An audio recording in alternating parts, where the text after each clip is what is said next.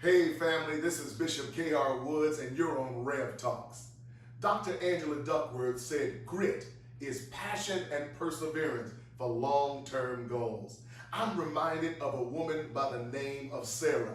This Women's Appreciation Month, we're going to talk about her for a minute. Let's go. Sarah was a woman who was older as well as barren. But God came to her and said that she would have a child. Can you think of the audacity of God to say that an older, barren woman and her husband was old would be able to have a child? The Bible said that she laughed about it. But that laugh is like many of us, that sometimes when God says some things to us that are so audacious, He says things to us that are so beyond anything that we can see, all we can do is laugh. But I want to tell you that God's going to have the last laugh. And Sarah, because of her faith and the faith of her husband Abraham, the Bible said within a year she had that child. Isaac came forth.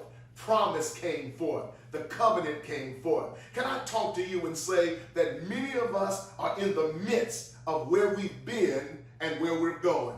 And it takes grit. It takes people that put their heads down and say, I'm going forward and I'm not looking at the things that are around us, but I'm going right up in the middle as a football term. I'm putting my head up, down, and I'm going right through the middle. I'm going to say to you that God says your grit is going to take you to the next dimension. Your grit is going to take you to the next level. Your grit is going to get you over. But you know what? God put that in you. God says that you're more than a conqueror. God says that you are able. In fact, the Bible says that in relationship to Sarah and Abraham, that God called those things that are not as though they were. So even when you don't see it, God's already called it. Even when you don't feel it, God's already called it. Even when you don't know it, God's already called it. So you just got to walk in your purpose and perseverance and your passion and watch God bring it to pass. Well, Isaac came forth, and from him sprang forth a great nation.